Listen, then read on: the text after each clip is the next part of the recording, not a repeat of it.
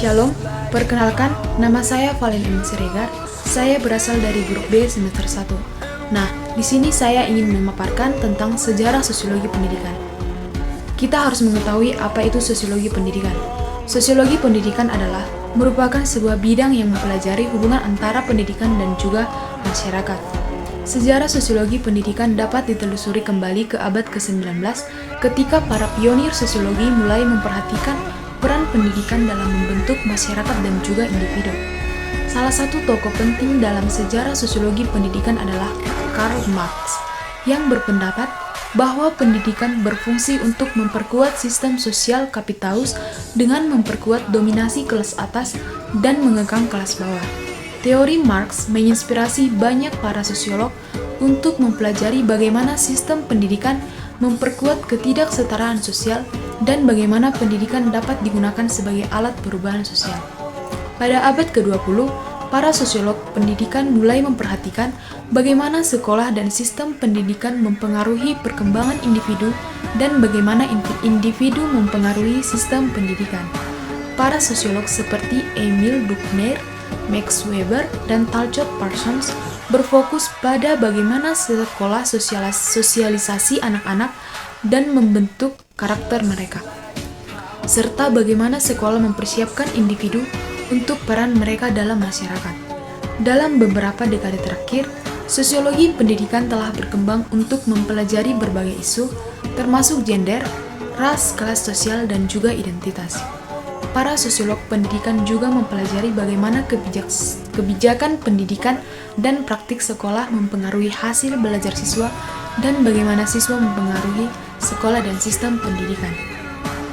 Nah, adapun definisi sosiologi pendidikan, kita dapat membedakannya menjadi 3, yaitu yang pertama disiplin ilmu, yang kedua analisis kritis, yang ketiga peningkatan kualitas. Yang pertama disiplin ilmu. Sosiologi pendidikan adalah disiplin ilmu yang mengkaji interaksi antara masyarakat dan sistem pendidikan. Yang kedua, analisis kritis. Tujuannya dari analisis kritis adalah memahami dan menganalisis peran pendidikan dalam konteks sosial, budaya, dan juga ekonomi. Yang ketiga, peningkatan kualitas. Hasil analisis digunakan untuk meningkatkan kualitas dan relevansi sistem pendidikan. Adapun akar historis sosiologi pendidikan, yaitu yang pertama pada abad ke-18, yaitu tentang pemikiran awal tentang hubungan antara masyarakat dan pendidikan oleh para sarjana yang berasal dari Eropa. Yang kedua pada abad ke-19, yaitu seorang tokoh yang bernama Emil Durkheim, bapak sosiologi modern, mengembangkan bagaimana konsep peran sosial pendidikan. Yang ketiga pada abad ke-20, itu tentang sosiologi pendidikan diterima sebagai disiplin ilmu yang berkembang pesat di negara Amerika Serikat. Perkembangan sosiologi pendidikan di Eropa.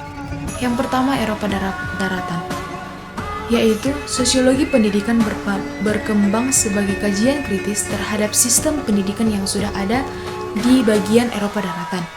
Nah, pemikir di daerah Eropa daratan ini seperti Durkheim, Weber, dan Bourdieu memberikan kontribusi yang sangat signifikan. Yang kedua di daerah Inggris, sosiologi pendidikan berfokus pada isu-isu pemerataan akses dan juga mobilitas sosial. Penelitinya seperti Bernstein dan Young menjadi tokoh penting. Perkembangan sosiologi pendidikan di Amerika Serikat terbagi 3, yaitu yang pertama tentang fokus awal. Nah, awal perkembangan sosiologi pendidikan di Amerika Serikat ini berfokus pada isu segregasi dan ketidaksetaraan.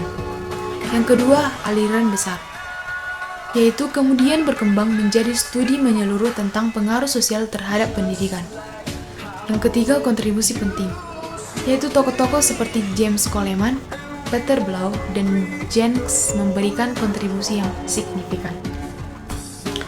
Kontribusi sosiologi pendidikan pada reformasi pendidikan terbagi 3, yaitu yang pertama pemahaman konteks sosial, yang kedua analisis kritis, yang ketiga rekomendasi perbaikan. Nah, yang pertama pemahaman konteks sosial.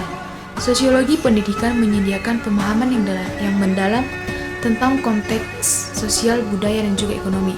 Nah, contoh yang bisa kita dapat yaitu memberikan wawasan kepada setiap siswa dalam mempelajari sosiologi pendidikan. Yang kedua, analisis kritis. Analisis kritis terhadap sistem pendidikan yang ada, termasuk isu pemerataan dan kesetaraan, dapat kita ketahui melalui penelitian yang kita lakukan. Yang ketiga, rekomendasi perbaikan, yaitu hasil analisis digunakan untuk memberikan rekomendasi perbaikan dan reformasi pendidikan. Nah, adapun isu-isu kontemporer dalam sosiologi pendidikan, yaitu yang pertama, kesetaraan. Isu pemerataan akses dan pencapaian pendidikan bagi seluruh lapisan masyarakat. Yang kedua, teknologi. Peran dan dampak teknologi dalam transformasi sistem dalam pendidikan. Contohnya sebagai mahasiswa, kita harus pintar di dalam menggunakan teknologi informasi dan juga komunikasi.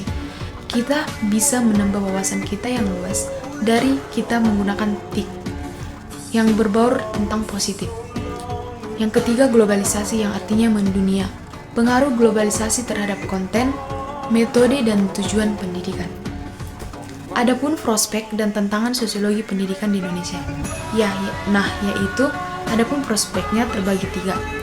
Yang pertama, pemahaman kritis sistem pendidikan Indonesia. Yang kedua, dukungan dalam reformasi dan inovasi pendidikan. Yang ketiga, peningkatan pemerataan dan juga kesetaraan. Adapun tantangannya terbagi 3, yaitu yang pertama, kurangnya kesadaran akan pentingnya sosiologi pendidikan.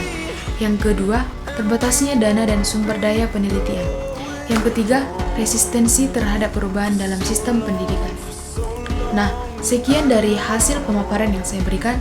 Semoga bermanfaat bagi kita semua. Sekian dan terima kasih. Shalom.